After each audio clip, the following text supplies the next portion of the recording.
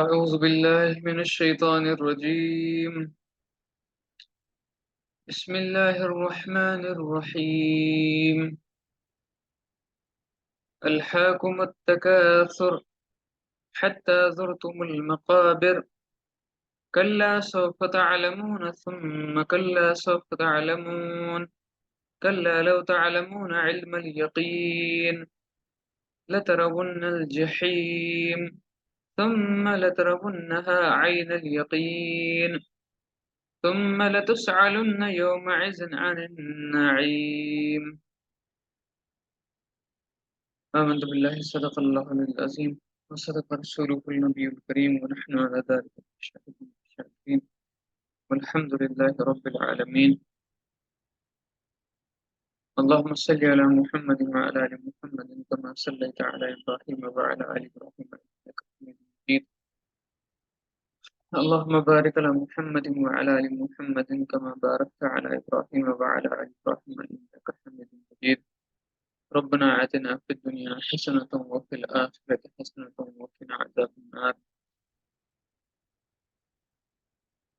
اللهم إنا نجعلك في نحورهم ونعوذ بك من شرورهم. اللهم استر عوراتنا وآمن روعاتنا. اللهم استر عوراتهم وآمن روعاتهم. اللهم لا تقتلنا بغضبك ولا تهلكنا بعذابك وعافنا قبل ذلك. اللهم ارحم أمة محمد صلى الله عليه وسلم وكرم أمة محمد صلى الله عليه وسلم وفرج عن أمة محمد صلى الله عليه وسلم. اللهم انصر المسلمين نصرا عزيزا وافتح لهم فتحا مبينا. اللهم انصر المجاهدين في كل مكان. رب اشرح لي صدري ويسر لي عمري واحلل عقدة من لساني يفقهوا قولي. ربنا زدنا علما ربنا زدنا علما ربنا زدنا علما. آمين يا رب العالمين. السلام عليكم ورحمة الله وبركاته. I hope all of you will be in the increasing state of Iman, inshallah. I hope we will be praying for our brothers and sisters in Palestine. So, before I start today's dars, I would like to tell and request all of you to make abundant duas for our brothers and sisters in Palestine. They have been suffering from the occupation and oppression of Israel since past 75 years. So it's a responsibility for the whole Ummah. It's a responsibility for every human being to support them because they have been persecuted by Israel since very long time. So it's not only a responsibility of a Muslim, it's a responsibility of every person who calls him or herself a human being. So we all should support them. It's their right to defend themselves. It's their right to own their homeland. It's their right to protect their household. It's their right to protect their homeland. So we should not have any dilemma. We should not have any illusion in these cases because whatever we have seen in the media, whatever we have learned through books, it's evident that Israel has been committing war crimes, and presently it is punishing them collectively, all of them, all including women and children. And there have been some people who are conscienceless people who are supporting them, including US, UK, France, and Australia. Instead of condemning the state of Israel, they are supporting them to commit more war crimes. So the problem is there's hypocrisy is evident and it is exposed when Russia wanted to invade Ukrainians and Ukrainians tried to defend themselves. They uh, they started fighting back. They didn't move away, and they were called as freedom fighters. They were supported. They were praised. But when Israel was doing the same, and Palestinian people also did the same, they tried to fight back, then they were called as terrorists. This is a good example of being in a double standard ship. This is a good example of being a hypocrite. So, but we know if the whole world is against them, if the whole world is against those innocent people, but Allah is there. It's just a matter of time. It may not be visible, the help of Allah may not be visible, but it will come. When it will come, it will be devastating for the occupiers, it will be devastating for the oppressors around the world. Wherever occupation is, it is a legal right for the oppressed people to resist it. And if we go through history, so Jews were welcomed by Palestinians in 1948. They were welcomed before that, because Jews were in the state of helplessness, and it was actually a policy of British that they wanted to create an issue out of it, and they told them that Palestinians will give you place. And when Palestinians welcomed them because they were helpless, Jews said that we have hopes in you. But after that, after some time, Palestinians were persecuted from all the corners. They were killed, they were maimed. So, so-called women activists, so-called children activists did not raise their voice because they are Muslims. Just because they are Muslims, they don't have a right to live. They don't have right to life. But if there is someone called a Jew, a Christian, they have every right to life. And like Ukrainians, they have every right to defend their homeland. So this is actually a hypocrisy of the world. When there is hypocrisy, we don't have to become like them. We have to do whatever we can. Yes, we can't go there and we will fight with them. No, we can do small things, and those small things can become big steps, inshallah. So what we have to do is we have to make du'as for them, particularly in every namaz, and most importantly in every tahajjud. If we are offering tahajjud, or if we are not offering tahajjud, but we should offer tahajjud these days to make du'as for them, because tahajjud is the time where the arrow doesn't leave the target. All the du'as are accepted. So we should make Salatul Haja for them, for their victory, for their safety, for their protection, because Israel has cut every resource for them, including water, electricity, and food. I don't know how they are surviving. And um, since yesterday, they are out of internet now because it was cut by Israel again. So we have to make du'as for them in every namaz and tahajjud, and we have to offer Salatul Haja for them.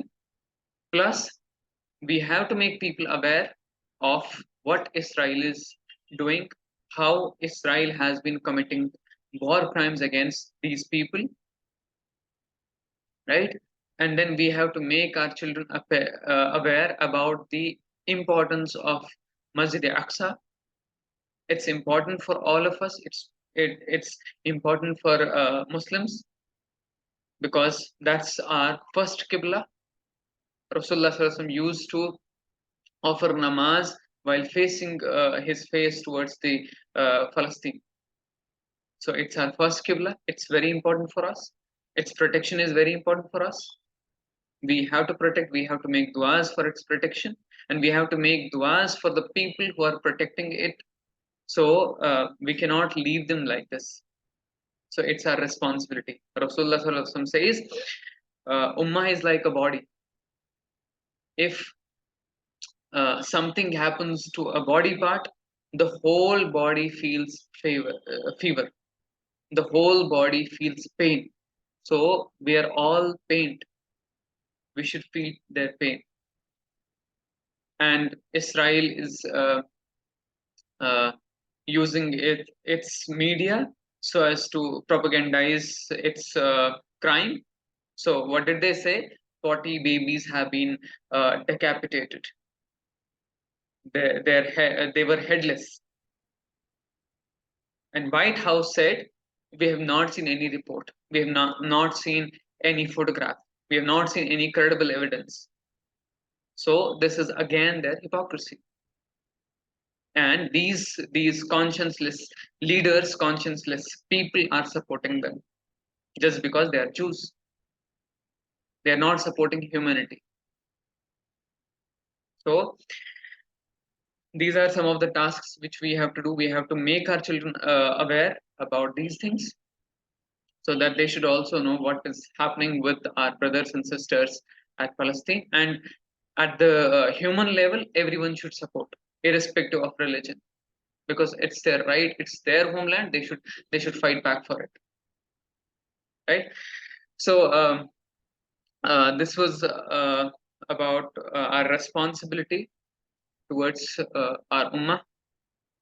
So today we are going to uh, talk about Surah Takathur, and we'll talk about what it entails and how it is applicable in the present times and what are its implications, right?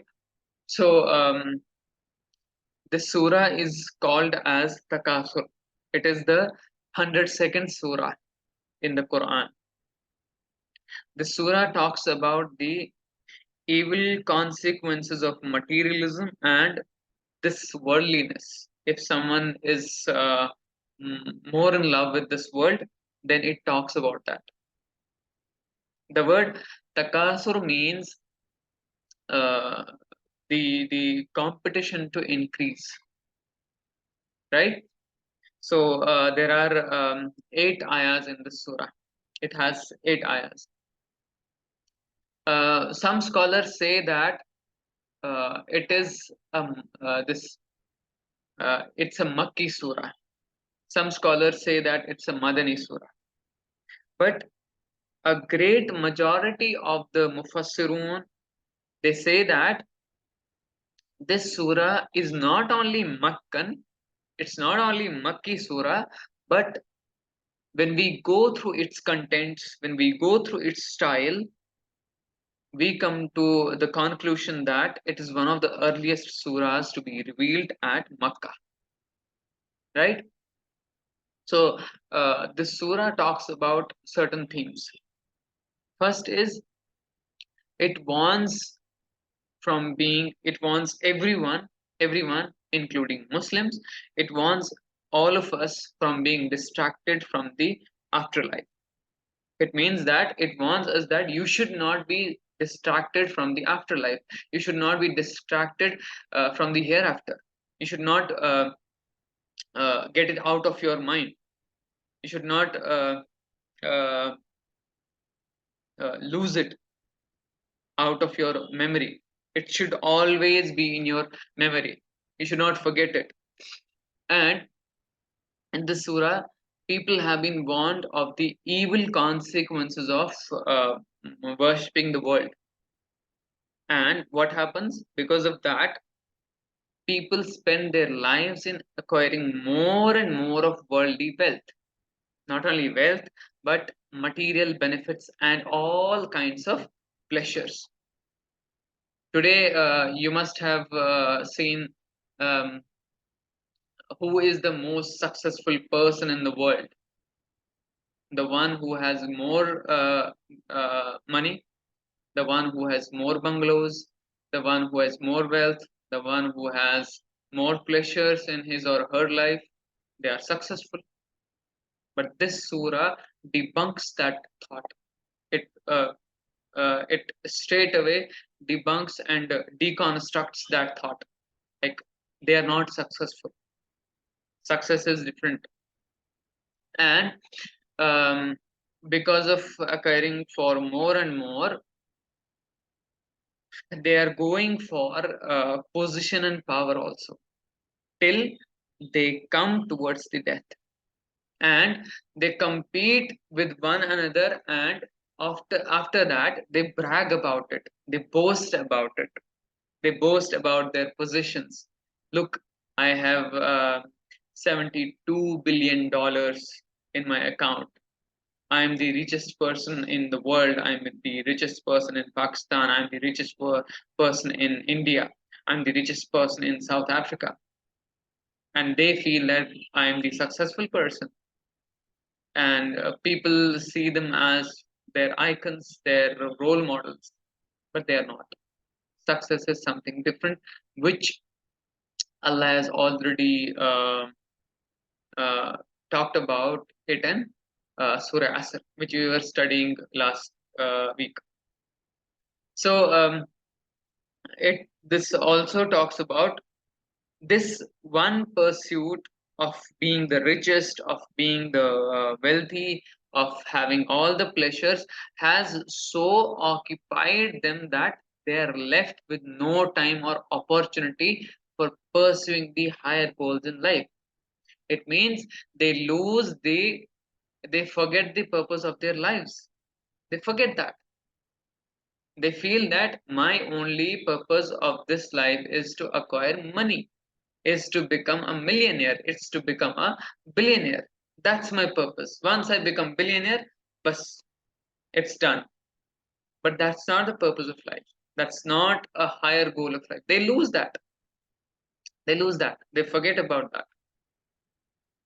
And after warning the people of its evil end, they have been told, as if to say, these blessings which you are amassing, the money, the pleasure, the time, everything you have, and you are amassing them and you are enjoying them thoughtlessly, are not mere blessings, but are also a means of your trial.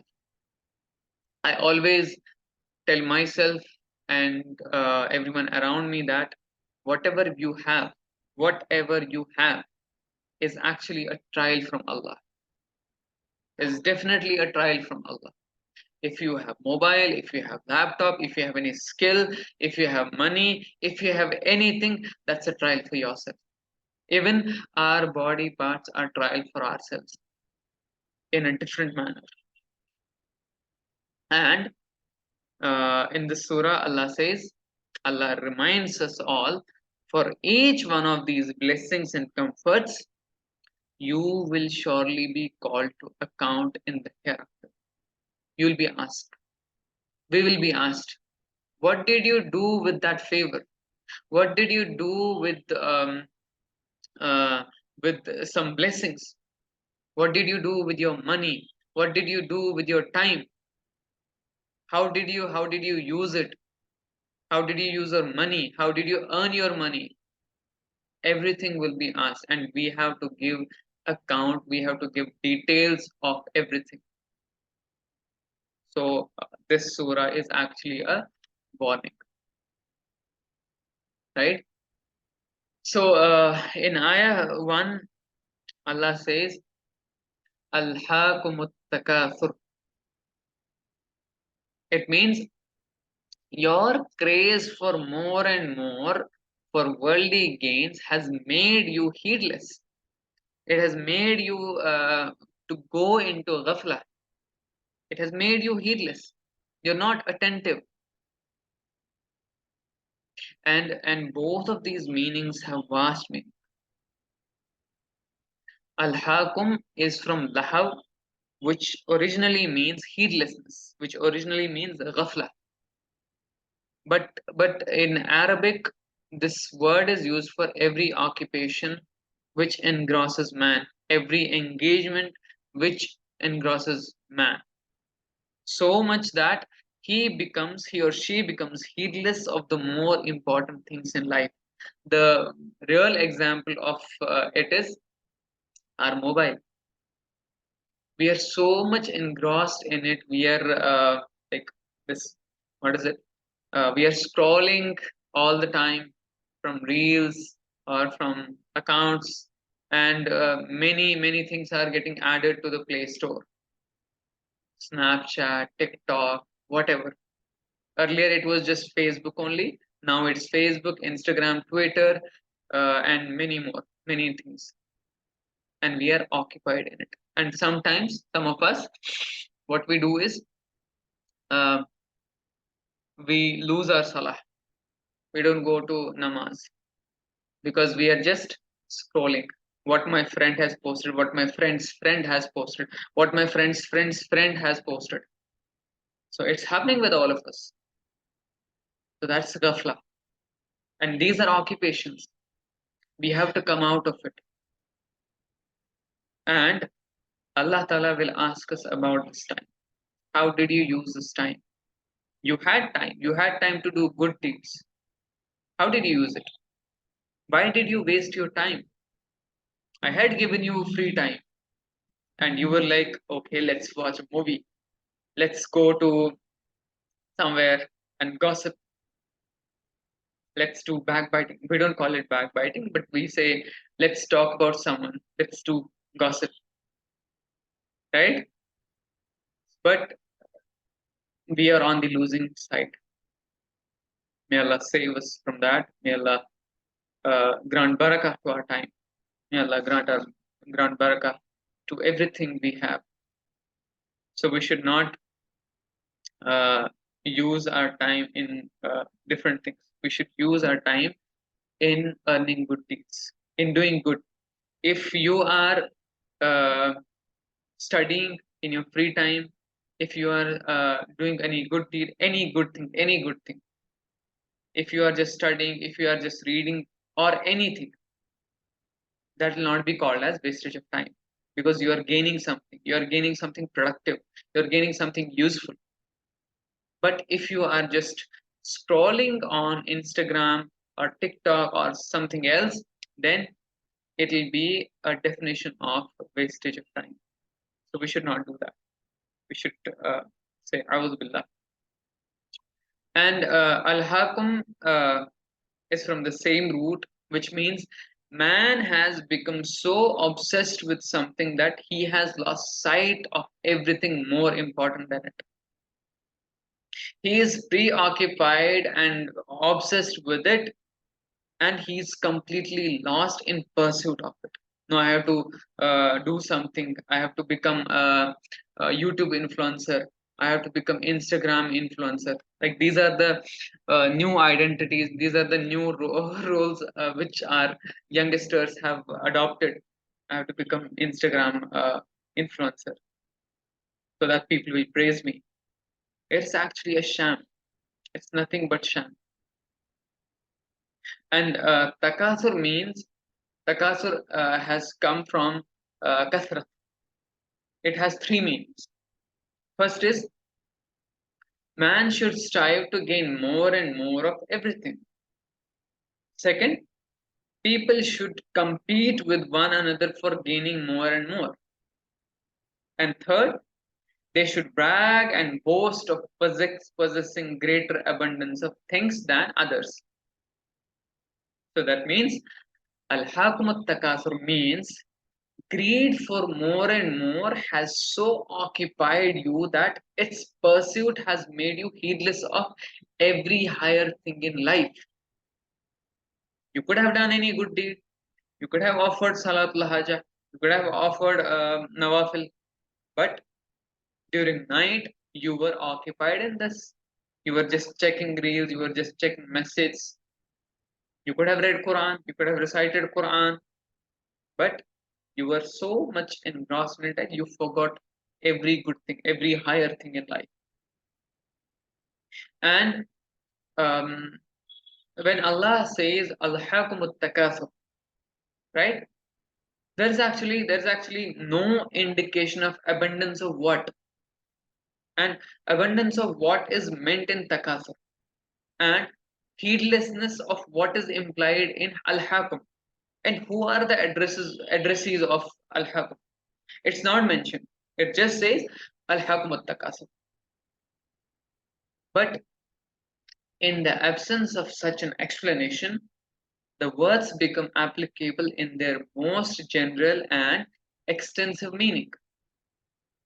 That means Takasur doesn't remain restricted in meaning and application, but it applies to all gains and benefits, pleasures and comforts, passion for acquiring more and more means of power and authority, competing and having rivalry with others in pursuit of these and bragging, and lastly, bragging and boasting of their abundance.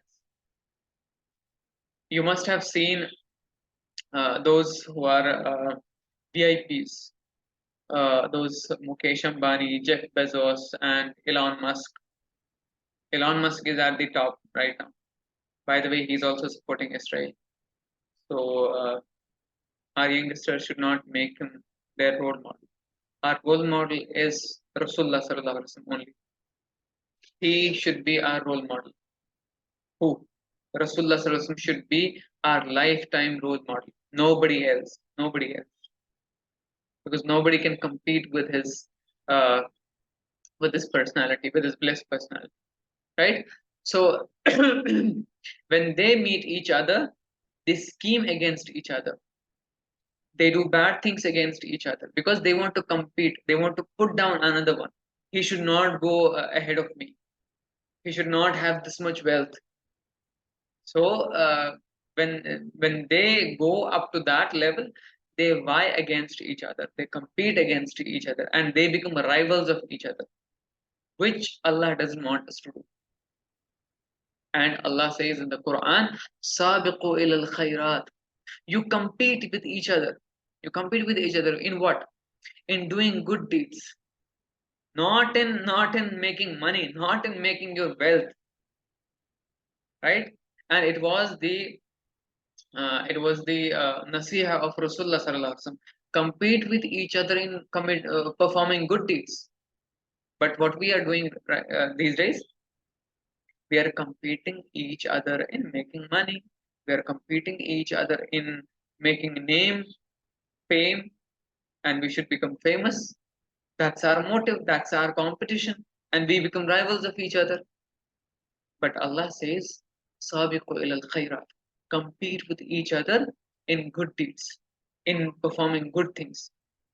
And when we look at the lives of Sahaba, they would compete with each other. If Hazrat Abu Bakr Siddiq radiallahu anhu has performed this good deed, I'll also do that. Not because I want to be number one, not because um, I want to compete with him. No, he want to compete in doing good deeds and getting the reward of Allah. He want to compete in that. He wants to compete in that. And they were all competing with each other. If he has done good deed, if he has given 100 rupees in charity, I'll give 200 rupees. And for the sake of Allah, with sincere intention. They were the Sahaba. They were the product of Rasulullah sallallahu right? And um, similarly, the addressees of Al-Hakum do not remain confined, but the people of all age, in their individual as well as collective capacity, become its addressees. So it means we are all its addressees.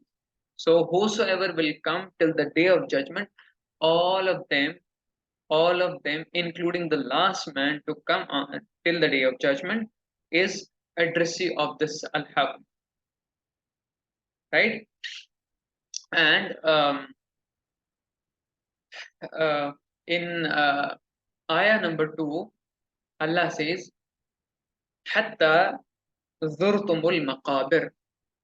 We'll stop. We'll try to finish this ayah, inshallah. Then we'll keep it for next week, inshallah. We'll complete next week, inshallah. Hatta zurtumul maqabir, until in the same craze of gaining more and more, you reach the graves.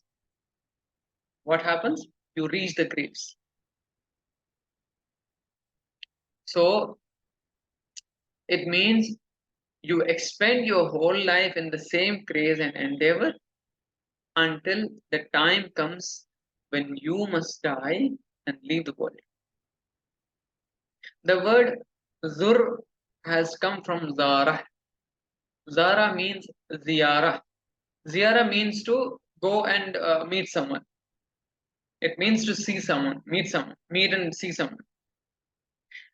In ancient Arabic, it also means to hug someone.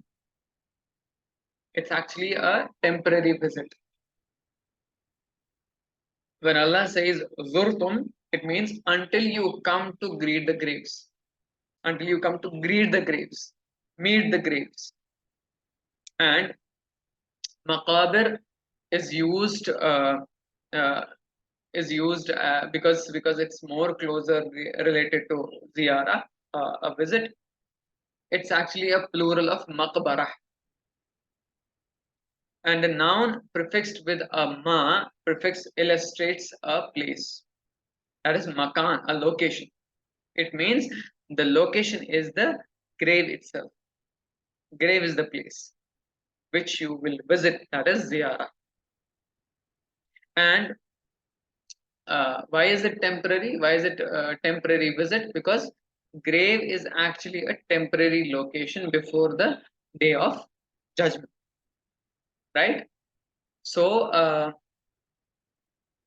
that is about this ayah number 2. Should we go ahead or we'll stop here? What should we do? Should we go ahead? Can you write in the chat box? Should we stop here or okay, all right. Okay, fine. Fine. So we'll stop here today, and we'll keep it for next week, inshallah. We'll try to finish it by next week, inshallah. Then we'll move on, inshallah. So if you have any questions, please go ahead, and uh, I'll try to answer,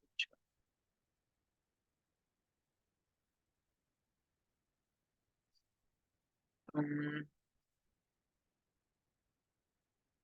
Okay.